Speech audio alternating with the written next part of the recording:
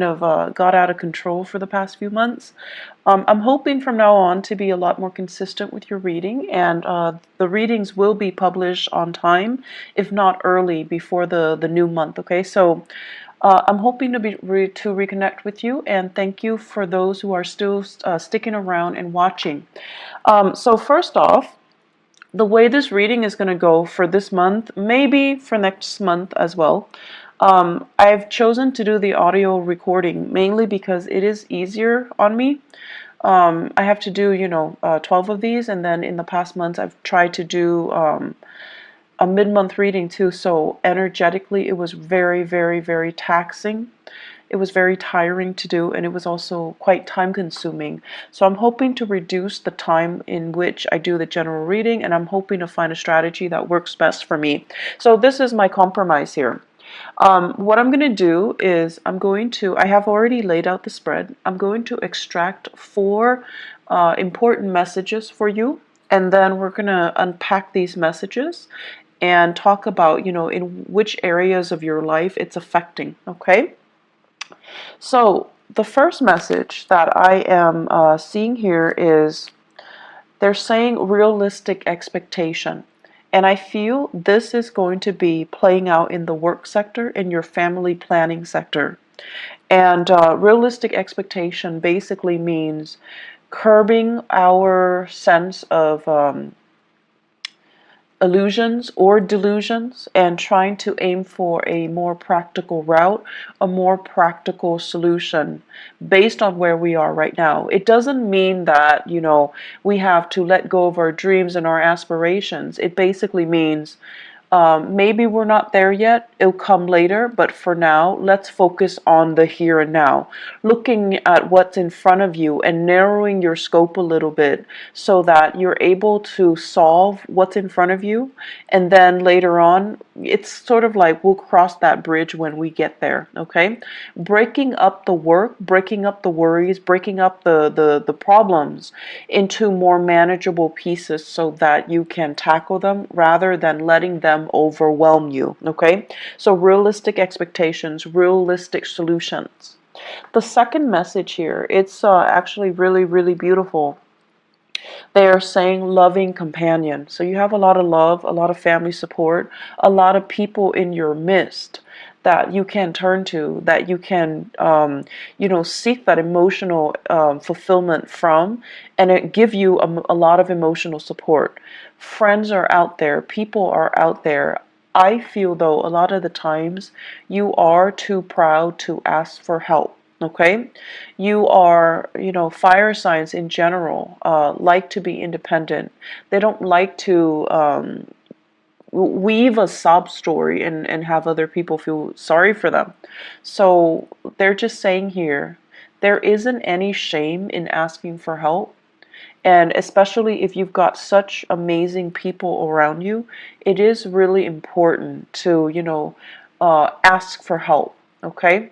I feel like I feel like they will be more than happy to assist in any way they can.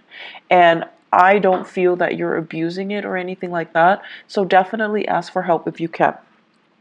The third message here, it's emotional maturation.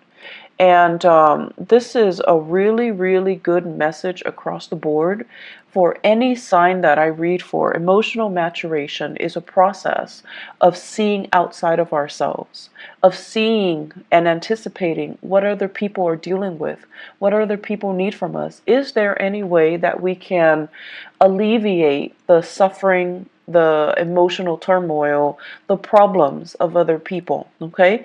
Seeing outside of ourselves, kind of being a lot more considerate, a lot more thoughtful in assisting other people. And it's not just giving assistance, but it's sort of like putting our ego, our needs aside so that we can understand and be in the present moment and have this mutual understanding, this sympathy and empathy and mutual rapport with another human being. So I feel like there's a lot to be said here with that message alone, okay? And I'm going to go back to it. The last message here, nickel and dime. So I feel like financially there's something going on with you guys, and I have been feeling this for the past few months.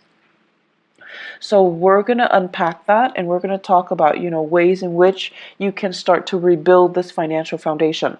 So what I have here, realistic expectation, first message. This is showing up in your family planning sector, okay? And what I feel here is there is a need here to kind of consult your partner.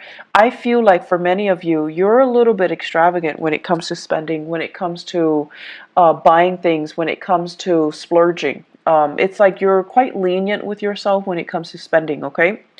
And you have somebody that's kind of like controlling the purse strings. It could be a relationship partner, it could be a housemate, a flatmate, it could also be like whoever it is that you're sharing resources with. And so there's a sense here of needing to consult the other person before you make big purchases, before you do major decisions. And I'm also feeling at this point there is a need to want to add additional member into the household, such as getting pregnant, family planning, adopting a dog, adopting a baby, taking in elderly parents is what I'm sensing. And these elderly parents can be overseas as well. So I feel like there's this discussion, this conversation about getting more people into the household, or the household is getting a little bit too crowded, so why don't we leave the household and seek our own space, seek a bigger housing environment, or purchase a property outright. So I feel like there's some fluctuation here within the home, but either way, it points towards expansion, it points towards something bigger, something better, okay? And so financially, whenever we want to move to a house, or whenever we want to bring another person into our household, we want the best conditions. And I feel like with you guys, family means so much to you.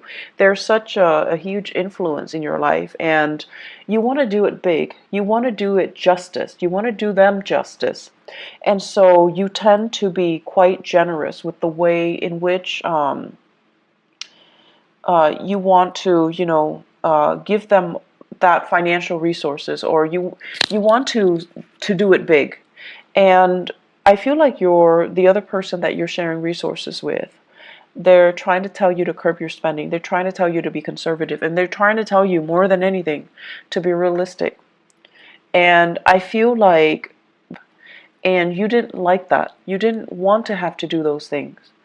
And so it's gotten to the point where you're actually sitting down and you're going to have to, be very realistic here. First of all, with the spending. Second of all, how much am I making right now? How much am I spending? So, the financial inflow versus the financial outflow, trying to balance that out and trying to not succumb to emotional spending, okay? In the career sector as well, what I do feel is many of you are working in a capacity where you're doing a lot of consultation. So I feel some of you are like, I see some people coming to you and they're like, what do you mean by this sentence? What do you mean by this paragraph? What do you mean by this idea? Can you elaborate? They're giving you something, you revise it, and you submit it to them. So this can be a manuscript, this can be a transcript, this can be like an essay, a piece of artwork. You're working on a consultancy basis and you're working on a project basis. And so the financial inflow might not be, like consistent. It doesn't feel to me like a regular 9 to 5 work. It seems to me like contract work. It seems to me like you're getting paid on a contract basis. But either way, I feel like you enjoy the work that you do. You're getting positive recognition. And I feel many of you are at a point where your career is just, just starting to take off. And in about 10 months' time, it's going to take off. It's like you're preparing things right now. Right now, where you are, it's a little bit of a launching pad, okay? Like a stepping stone. You're taking these minute steps and then you're going to take off. But I do feel it's going to be in about 10 months' time before you finally make it, before you finally launch, before you finally start to make the type of money that you're hoping for. So right now, be conservative, be realistic, and have these realistic expectations, okay?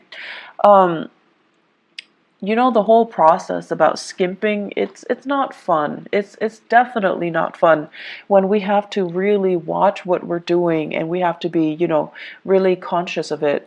I'm also sensing many of you are in the public eye for whatever reason, and a lot of Leos actually are politicians, um, are great teachers as well, orators, lecturers, and things like that. So I'm not surprised that you're in the public eye and you have really strong, you know, charisma and stage presence.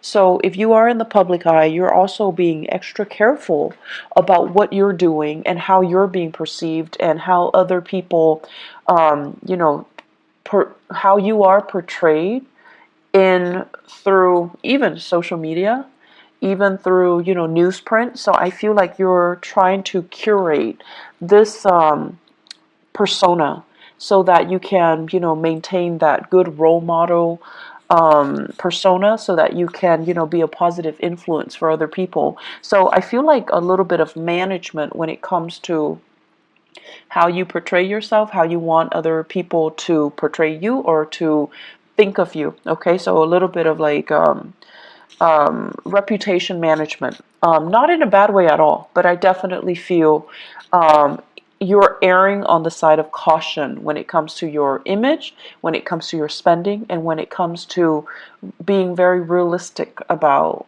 what is expected of you, what you can and cannot do, and being very honest about, I want to say, portraying that to other people.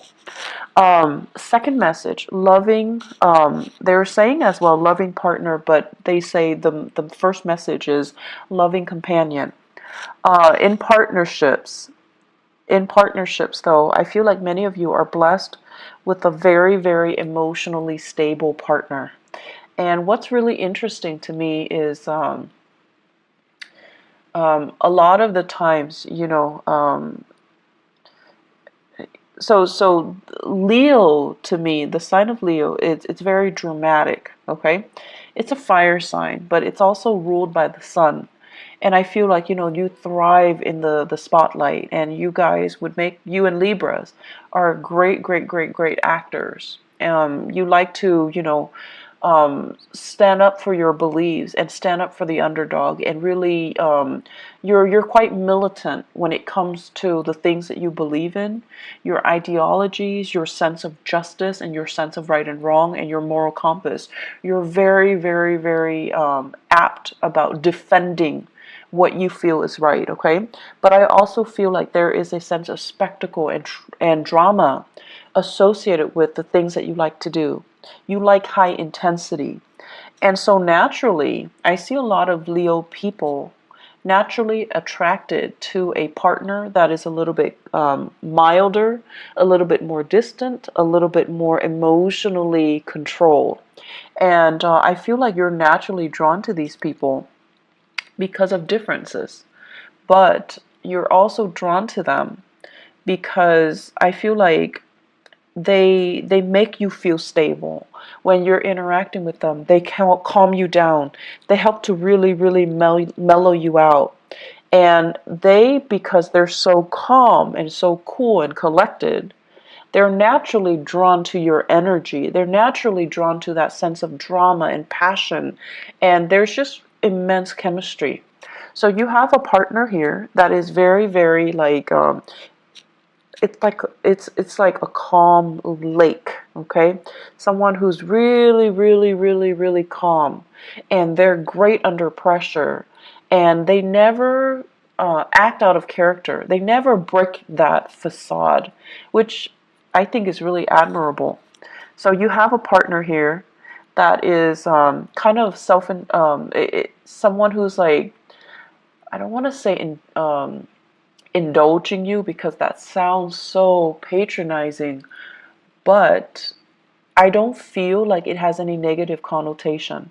So, for example, I see you guys excitedly, coming home, and you have this latest project, this latest idea that you want to implement, and you're like, talking a mile a minute, excitedly gesturing and telling your partner about everything that you experience and what you're planning to do.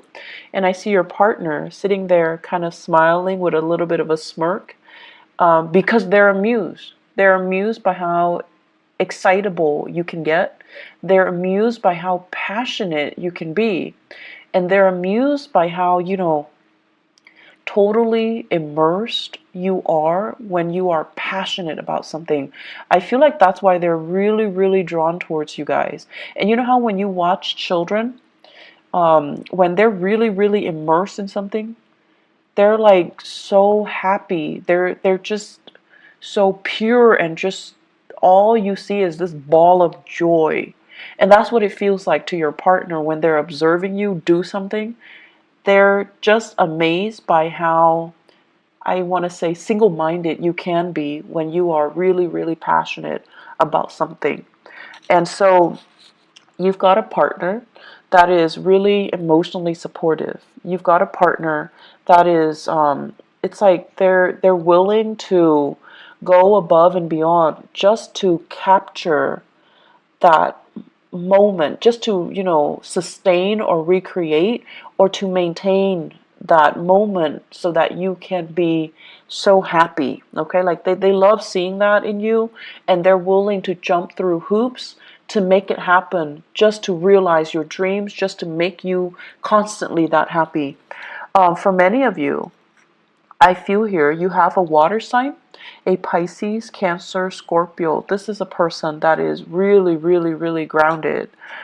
They love you, they support you, and they don't feel threatened at all by your achievement. So, needless to say, I just feel like a good partner should never feel threatened. A good partner should always emotionally support us from behind the scenes if they need to, okay?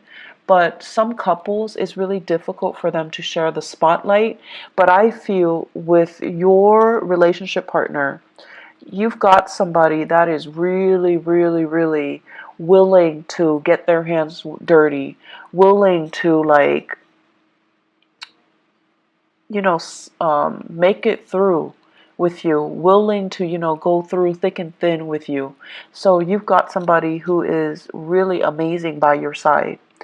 For others of you, I feel here an earth sign, okay? So a Taurus, a Virgo, or a Capricorn. And I'm sensing like, so if it's an earth sign, the tendency is like this. You give them all these ideas, and rather than just being quiet, they're going to say like, okay, you can do this, but you're going to need to change these things. So it feels a little bit like they're poking holes in your theory, and you're going to feel like, but this is just the preliminary stages. I'm just thinking about this right now, and this is not the final product. And so you're getting a little bit defensive. But this person, the way that earth signs operate, they show they care by listening to you and giving feedback. That's just the way they are programmed, and that's just the way they operate. And they're not like the water sign where they can sit there and, support you from behind the scenes, or, do anything that you help them. But the earth signs, if you need their help, 100% they will be there, even if they don't agree with you, even if they feel like this is like a pipe dream, it's never going to come together. If you need their help, and if they can be of assistance in any way, they're going to be there. They're going to be the one passing out the flyers. They're going to be, up at 3 a.m. with you, drawing, making posters, painting murals, and things like that. So people show their love in different ways. People show their support in different ways. And so just because one person is like listening and they're not doing the actions like the water sign, doesn't mean they don't love you. And just because, the other person is like poking holes in your theory, like the earth sign, they're a little bit more critical, and they need to make sure that you know what you're getting yourself into, just because they care. That's just the way they care. It doesn't really diminish the love and the support, okay? And honestly, if these two people or two signs didn't care, they wouldn't be around, okay? So I feel like you might be doubting it, or you might be going through a situation where you're frustrated. And we get frustrated with our partners all the time. But during Mercury in retrograde, the energy is really volatile. So it is important for us to really put ourselves in other people's shoes, and especially learn to put ourselves in our loved ones' shoes and see how they feel about us, and see how they're trying to show they care through the ways that they can support you, or the things that they can help you with. Okay, so I feel like you've got someone who's really loving by your side. Companionship as well, friendship, family, relationships. You guys have a lot of support. I do see this unconditional love coming from siblings. So for those of you who are fortunate enough to have siblings, there's this outpouring of love. They're babysitting you, they're watching the kids, they're cooking for the kids, they're taking the nieces and the nephews out while you're studying, while you're taking exams, while you're working overtime. So props to those siblings, okay? I feel like the relationship, the sibling relationship, there is so much love here, and I feel like it's just going to give you that sense of appreciation that somebody is willing to, go above and beyond to assist you. So you've got a lot of support coming in this month, Leo. There is no reason for you to feel isolated and to feel like, oh, they don't really love me, I'm going to wait for them to reach out. Don't get into that habit of only seeing things from your point of view and not accepting the way that other people show they love you, okay? Third message here, emotional maturation. So the emotional maturation message goes hand in hand with everything that I talked about before, the two messages that comes before. You're at a point where recently, as of, I'm seeing the time of, I feel like there was a major disappointment here. There were major obstacles and major setbacks. I feel it playing out in your career sector. And I'm feeling it playing out, first of all, let me see, education sector, higher education, okay? I'm also seeing it play out with in-laws. So higher education, in-laws, and that rules the ninth house. So whatever the setback is, you overcame it, and it left you feeling very jaded and very emotionally distraught. If it happened with in-laws, you feel like, I don't know how they feel about me. I don't know if they like me. I don't know if I like them. So I feel that. If it happened in the higher education sector, I feel like you feel disillusioned. You feel like, is this the right field? Am I going to be able to get a good job? I've invested so much time. Am I going to be able to, am I still in love with the work? Am I still in love with the profession? Am I still in love with the subject matter to be doing it for the rest of my life? So you have some major dilemmas, or even major like turning points in your life when it came to your career and also education, okay? And when it comes to the career sector, it's almost like you had to, I'm seeing here, the work itself shouldn't be physically taxing, but it was very physically taxing. I see you traveling distances, like huge distances. I'm seeing you operating or working on uneven terrain in areas that are like, it's like you have to be the one to create that trail. It's like you're in a virgin land, and there isn't a trail that's already created for you, so you have to blaze that trail. I'm also seeing you carrying a lot of heavy equipment, living in quite, difficult circumstances, camping out, not having access to, clean and comfortable sleeping arrangements. So it's kind of physically difficult, okay? Like it's physically taxing, it's exhausting. So I feel like you were really challenged. And that, all of it, you overcame it. It made you a lot stronger, honestly. It made you a lot more, I feel like, rough around the edges. But it made you a lot stronger. So the emotional maturation basically means, I feel like it can go of one of two ways. Because you've been through all this hardship, and you came out okay, I feel like you can come out a little bit jaded. And so when people are whining, about, my TV's not working, or like, my water got shut off for 2 hours this morning, you're just like, I can't really sympathize. I had to sleep on the floor for 3 months. I had to like sleep in a tent with mud underneath me and the rain just pouring on me. Things like that. You've endured your share of hardship, and now people are telling you about very mundane problems, and you're brushing it off because you can no longer relate. And I feel like that is a little bit of a negative way of incorporating this emotional maturation process, okay?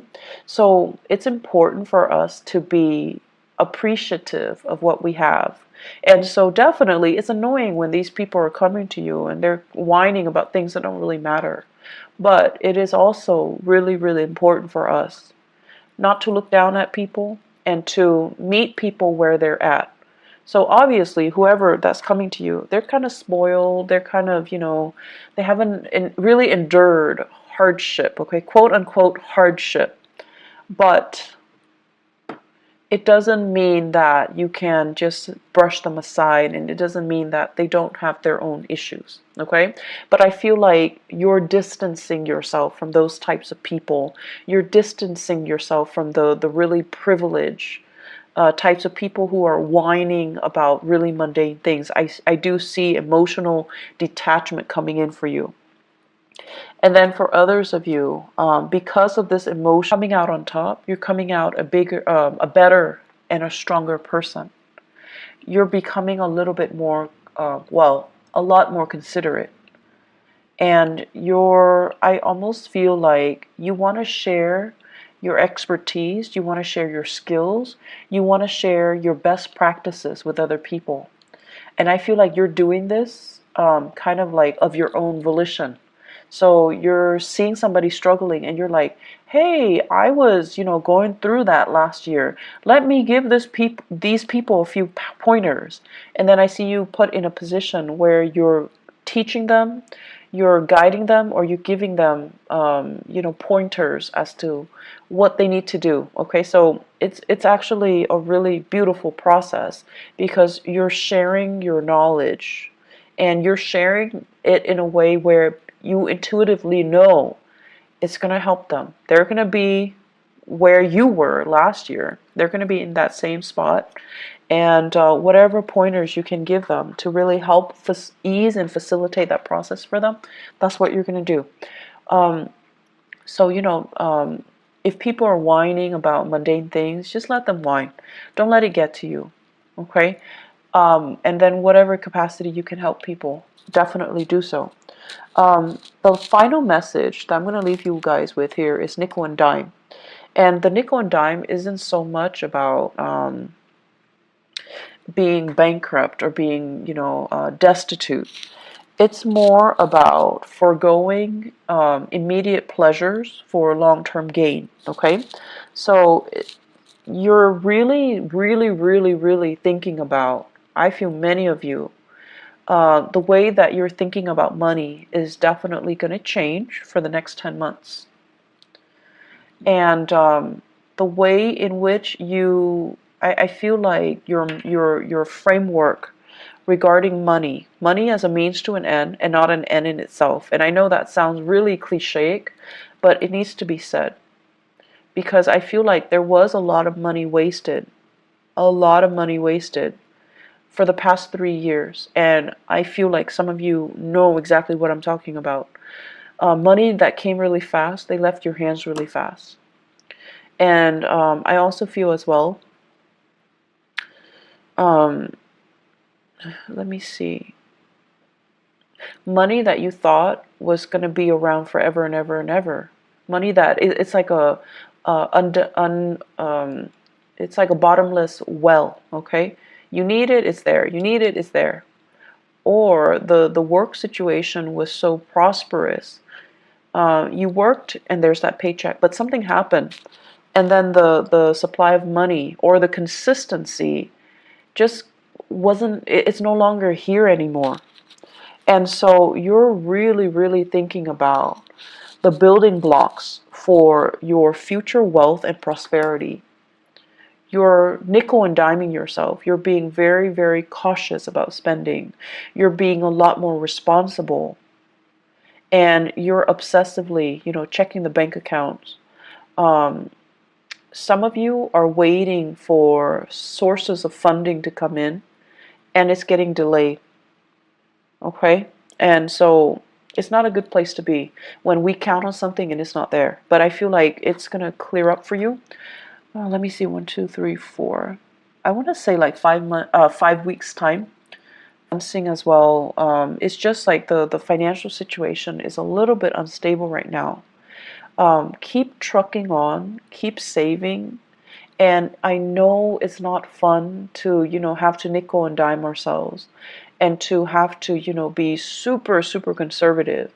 And I feel like the only danger for you guys is you have to do it for so many months before you're just like, F it. And then you splurge and then you go through, periods of like intense spending. So please be careful about that. Home renovation, that's in order. It's going to be wonderful. It's looking really good. I also feel as well, they're saying here, they keep saying your siblings, you've got amazing siblings, okay? Whatever you think they feel about you, yes, they think you're stubborn. Yes, they think like, oh my gosh, you are such a like they're like a bull, like someone who's extremely stubborn, extremely bullish in their ways, or just like they won't listen. So it's like you've got your opinions made, you've got your ideas fixed, right? And no matter what they do, they can't persuade you. Yes, they think of all these things about you, but they do really love you as well. So don't make the process difficult. Don't do that to the people that you love. And they love you. So no matter how much you guys argue, there's still a lot of love there. So approach it with a little bit of compassion, okay? And I want to say, be a little bit more flexible. There is some really big karma here about money. And I feel like until your framework about money changes, and I can tell you till, I'm blue in the face, money is a means to an end. Until that light bulb kind of, switches on in your head, until you truly, truly, truly understand what that means. The financial prosperity that I mentioned coming in, once you figure it out, lesson learned, there's going to be huge prosperity coming in the later part of the year, okay? You have some really important things that needs to be worked through and needs to be experienced during this Mercury retrograde cycle. So I'm sensing here that, learning to get your financial affairs in order, having a game plan for yourself, start saving and start rethinking about, how you see money and how you think about financial foundation and financial, financial prosperity. That's going to be really important, okay? So Leos, I wish you all the best, and I'll be back for next month's reading, okay? Take care of yourself and enjoy the rest of this month. Bye-bye.